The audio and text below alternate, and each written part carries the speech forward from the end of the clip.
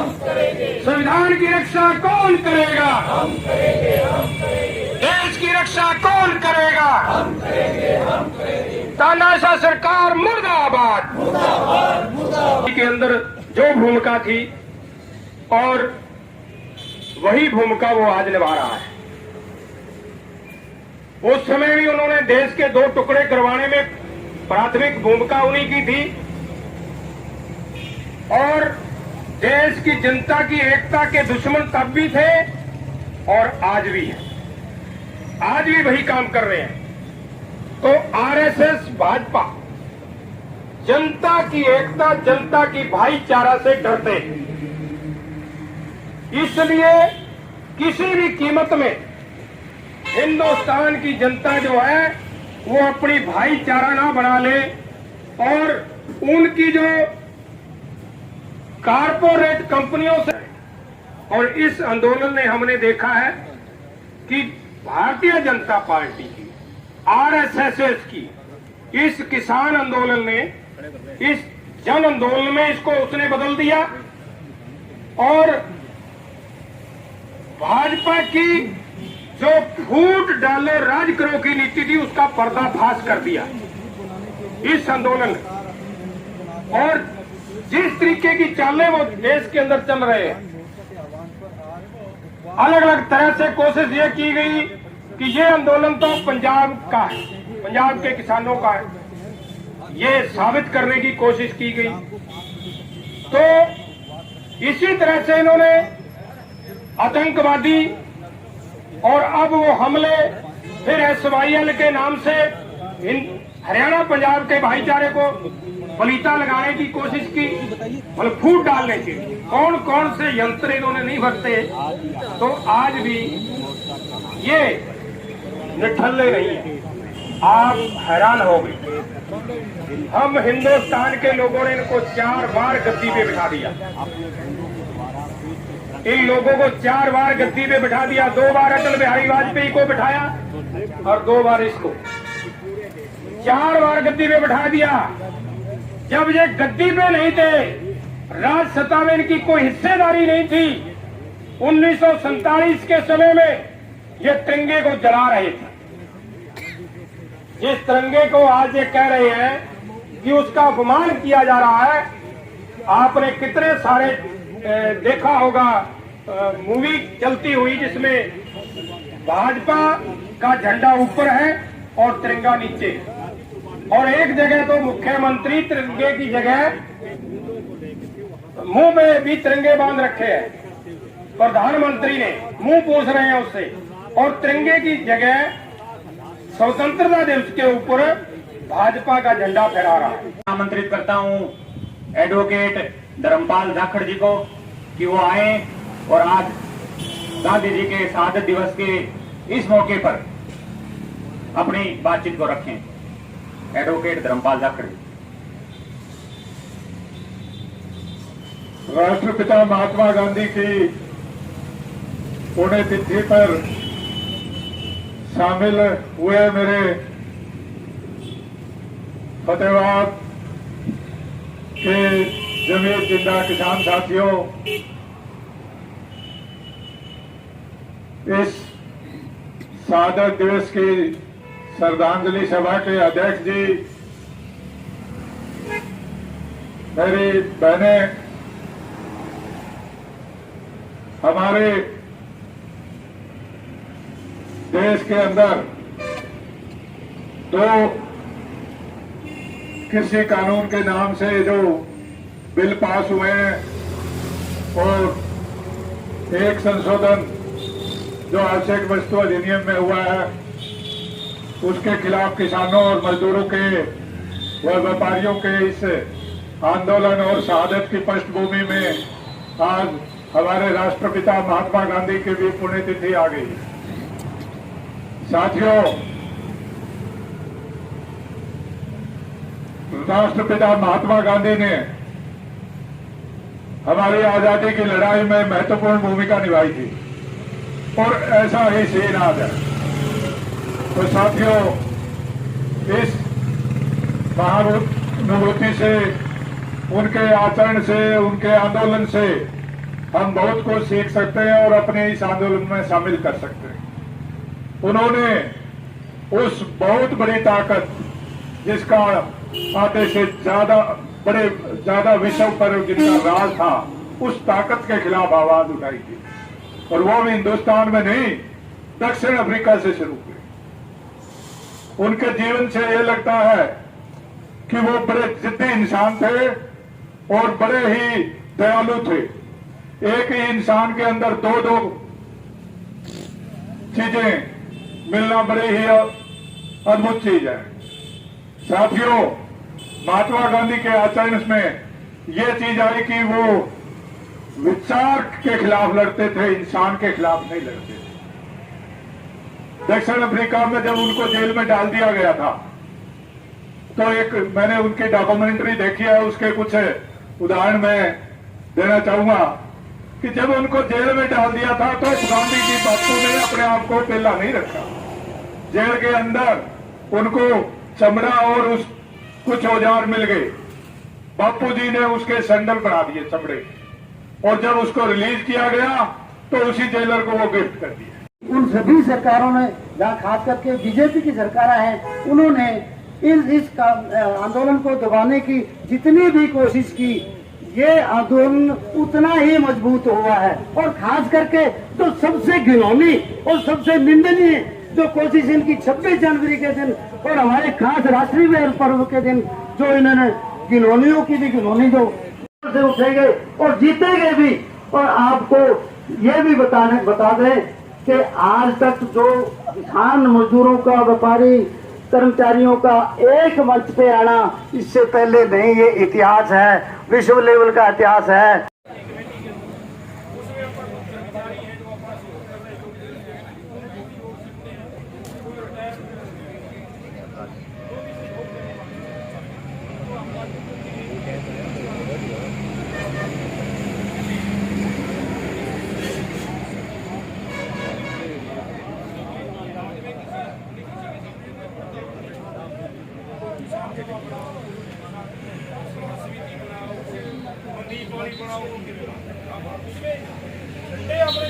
आज यहाँ 30 जनवरी को महात्मा गांधी के शहीदी दिवस मनाते हुए पूरे जितने भी इस किसान संयुक्त संघर्ष समिति के आह्वान के ऊपर मनाया गया है, क्योंकि आज जो किसानों का दिल्ली के अंदर जो लगातार 3 काले कानूनों को समाप्त करवाने के लिए आंदोलन चला हुआ है, और C2 के तहत में किसान का जो मुआवजे का सवाल का ऊपर MSP लागू करवाने के लिए आंदोलन है, उसी कड़ी के अंदर ये आज यहाँ जो आपने आह्वान के ऊपर यहाँ उपवास था।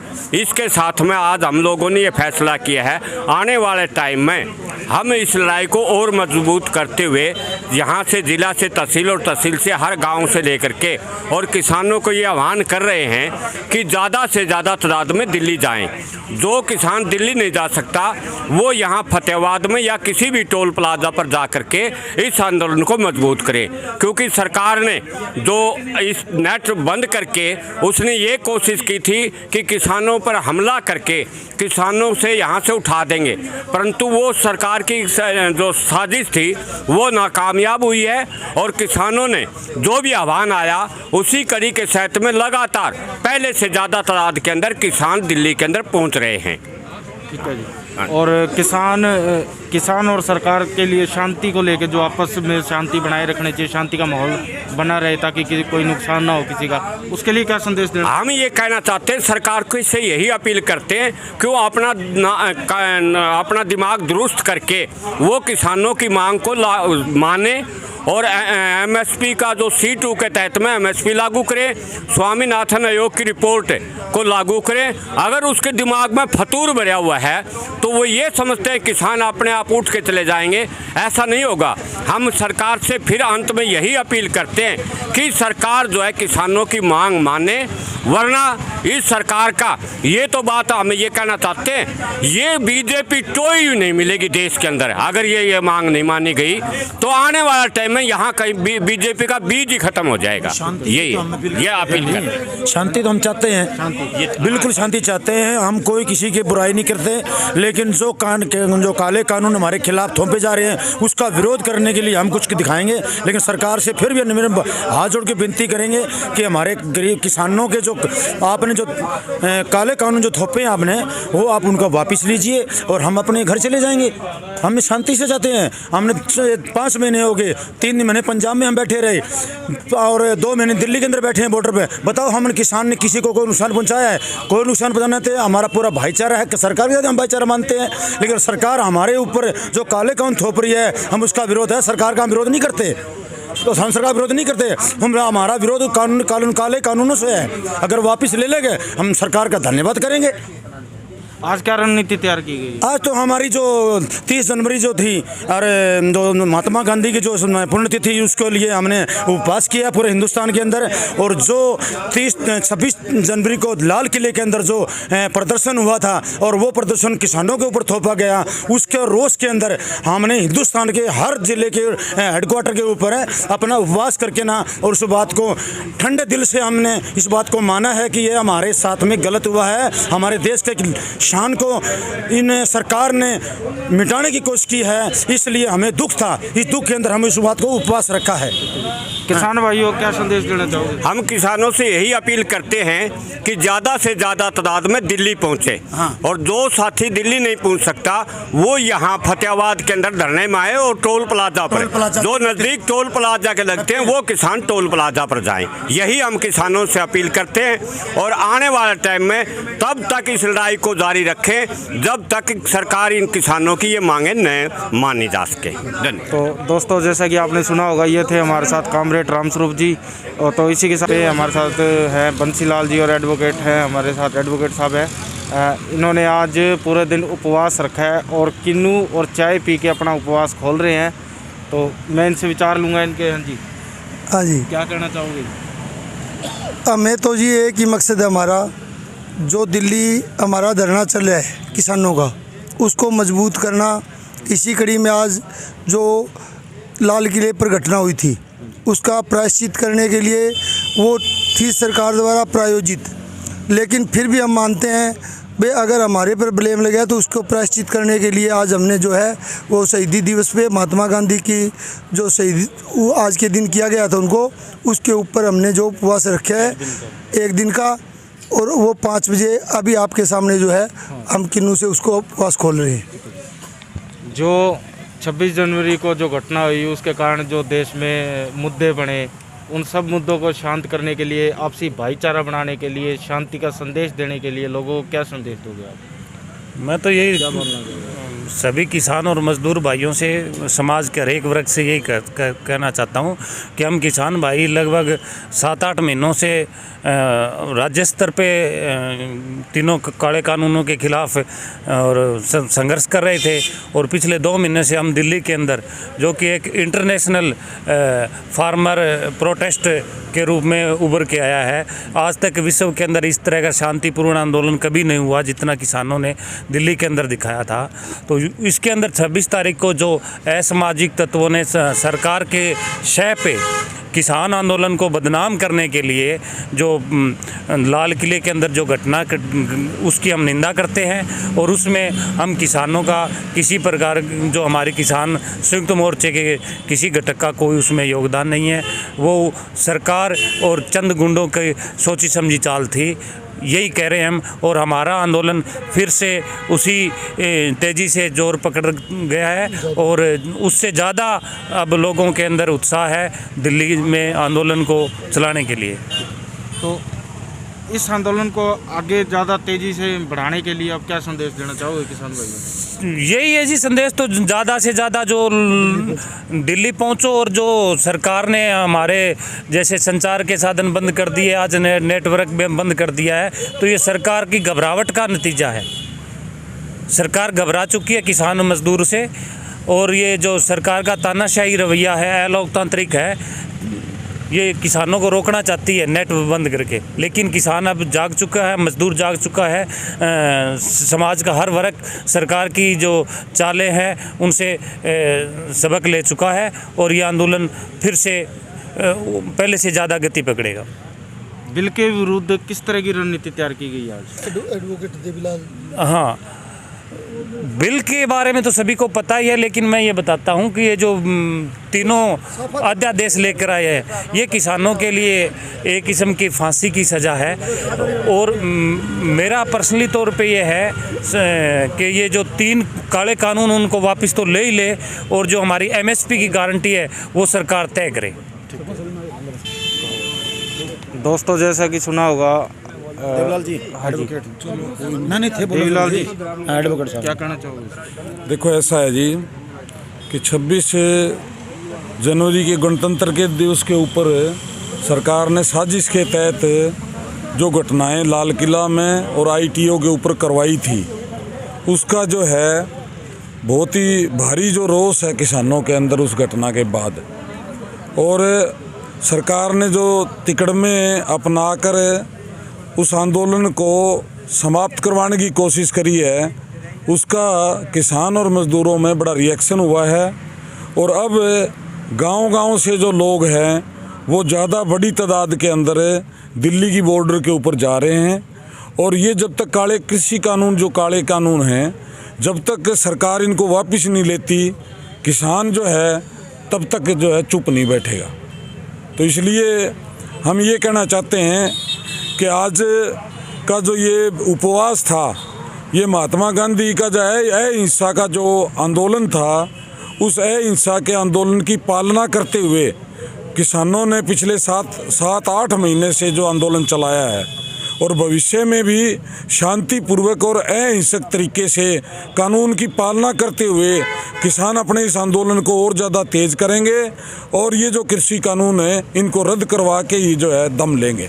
किसान एकता जिंदाबाद, जिंदाबाद, जिंदाबाद। पंजाब का जो आपसी भाईचारा है उसके बारे में आप क्या कहना चाहोगे? पंजाब और हरियाणा के भाईचारे को ख़त्म करने के लिए राजनीतिक पार्टियां पहले बहुत ही प्रयास करती रही हैं और अब जो भारतीय जनता पार्टी की सरकार है वो दोबारा जो हिंदू और सिख के नाम के ऊपर जो है दोनों को लड़ाने की राजनीति कर रही है। लेकिन ये जो तिकड़में हैं, ये तिकड़में पुरानी हो चुकी हैं और किसान आज इतना जागृत हो चुका है, उसको ये इस बात का पता लग गया है कि ये लोग अपनी ओछी हरकतों को पूरा करने के लिए, अपनी ओछी राजनीति को पूरा करने के लिए सिख और हिंदू को लड़ाना चाहते हैं। लेकिन हरियाणा और जो पंजाब है उसका जो किसान है वो आज उनका जो भाईचारा है वो इतना ज़्यादा मजबूत हो गया है कि आने वाली जो दुनिया के जो लोग हैं वो इस बात को उदाहरण के तौर के ऊपर याद करेंगे कि जो लोग पंजाब और हरियाणा के लोगों के अंदर जो लड़ाई होती थी आज उनका इतना भारी जो है आपस में भाईचारा बन गया है। ये सरकार ने ये जो कृषि कानून बनाए हैं इसके कारण जो है ये भाईचारा हमारा मजबूत हुआ है और इस मजबूत भाईचारे को और ज़्यादा हम बढ़ाएंगे। धन्यवाद। ठीक है, थैंक यू। तो दोस्तों, मैं आपको एक बार जो यहाँ पे प्रतिमा रखी गई थी महात्मा गांधी जी की वो मैं आपको दिखा रहा हूँ। किसान भाइयों ने, नेताओं ने फूल अर्पित करके आज उन्हें श्रद्धांजलि दी है। तो इसी के साथ मैं आपसे अलविदा लेता हूँ। मेरे चैनल को प्लीज़ लाइक करें, शेयर करें, सब्सक्राइब करें। Thank you.